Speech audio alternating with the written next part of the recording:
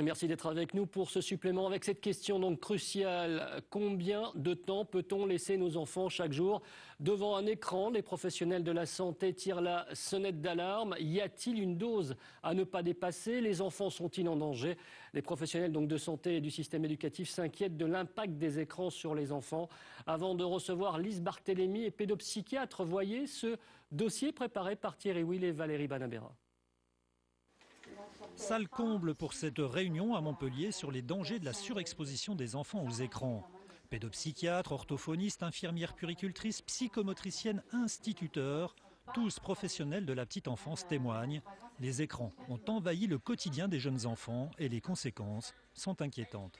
Dans les consultations, effectivement, je suis confrontée à ça, aux enfants qui ont des difficultés de sommeil, des difficultés d'attention. Et puis quand on creuse, on s'aperçoit qu'ils se couchent tard, ils sont devant la télé, ils sont devant les écrans. Ça nous interpelle beaucoup, tous ces problématiques-là, dans notre gestion de la classe, gestion des élèves. Les parents eux-mêmes nous disent que des fois leur enfant est ingérable, qu'il pique des colères, donc on se pose des questions.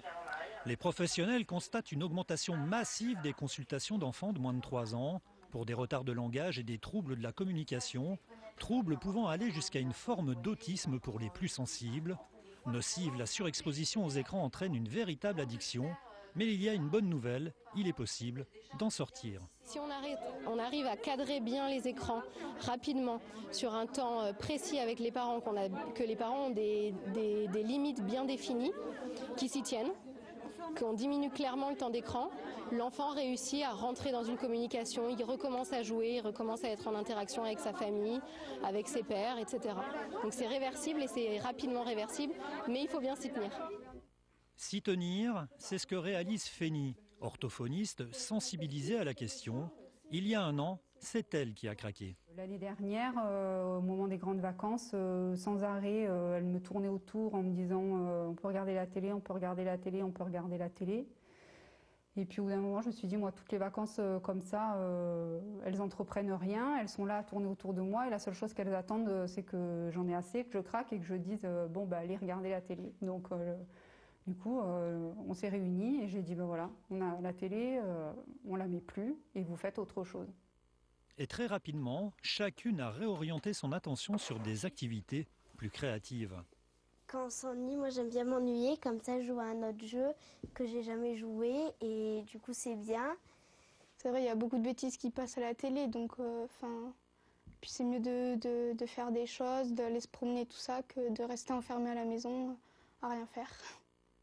Il ne s'agit pas d'une interdiction totale bien sûr, mais d'une utilisation très encadrée. Une décision qui, au final, est comprise. Maintenant, je m'habitue, donc voilà, mais ouais, au début, ça me posait un problème que ce soit imposé comme ça et que je puisse pas, moi, choisir mes horaires et me gérer au niveau de mon écran. L'association de prévention en orthophonie de l'Hérault lance donc un défi. 1 semaine presque sans écran. Une action pour sensibiliser les familles, les accompagner dans cette reconquête du temps volé. Docteur Lise Barthélémy, bonsoir. Bonsoir. Vous êtes pédopsychiatre. Alors, tout d'abord, pourquoi ce type de réunion, comme on vient de le voir dans ce reportage, la situation est devenue si préoccupante pour la santé des enfants ? Elle est devenue vraiment préoccupante. En fait, il y a vraiment un phénomène qui est assez inédit au niveau national et international d'ailleurs, de l'envahissement progressif des écrans dans les familles, sans forcément les parents s'en rendent compte. Les enfants sont surexposés aux écrans, les adultes aussi. On a trop vite négligé finalement cette entrée des écrans dans le foyer ? Les parents se sont pas rendus compte, en fait, ça s'est fait progressivement. Et ce qui pose problème, c'est pas tant les écrans eux-mêmes, parce qu'il y a plein de bonnes choses pour les écrans.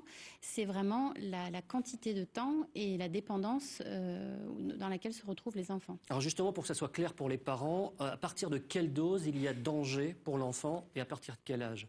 Alors, ce qu'on conseille, c'est absolument aucun écran avant 3 ans. Ça n'a absolument aucun intérêt pour les enfants. Et ensuite, il y a une susceptibilité en fonction des enfants. Mais ce qu'on propose, c'est aucun écran le matin, parce que ça, c'est l'écran. Le cerveau est très réceptif à ce qui se passe et du coup absorbe tout ce qui est proposé par les écrans. Et ce qu'on conseille, c'est pas d'écran pendant les semaines, Par contre, pendant le week-end, de façon encadrée, comme c'était dit dans le reportage. Vous êtes consciente quand même que pas d'écran pendant la semaine, Oui. les parents, dans leur canapé, là, en ce moment, ils se disent c'est impossible. C'est quand les parents ont conscience de la toxicité des écrans sur le cerveau, le comportement, le développement de leur enfant, ils y arrivent en fait. Ils pensent que c'est impossible et puis en général, ils reviennent 15 jours plus tard en consultation et ils me disent ça n'a plus rien à voir. Est-ce que c'est pas trop tard? Est-ce que ça veut dire qu'après, il y a quand même des solutions et que c'est pas irréversible? C'est absolument réversible et ça, c'est vraiment le message qu'on veut passer.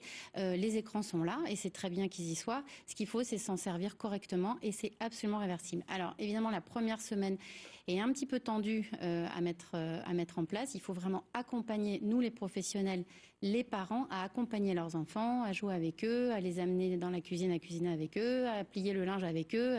Et puis petit à petit, les enfants, exactement comme c'est expliqué dans le reportage, retrouvent un intérêt parce qu'ils sont bourrés d'idées qu'on annule en les mettant devant un écran qui les hypnotise. Il nous reste 15 secondes. Vous restez optimiste tout de même ou pas? Vous êtes plus inquiète? Moi, je suis optimiste parce que je pense que si on informe vraiment les parents pour de vrai, ils sauront faire ce qu'il faut.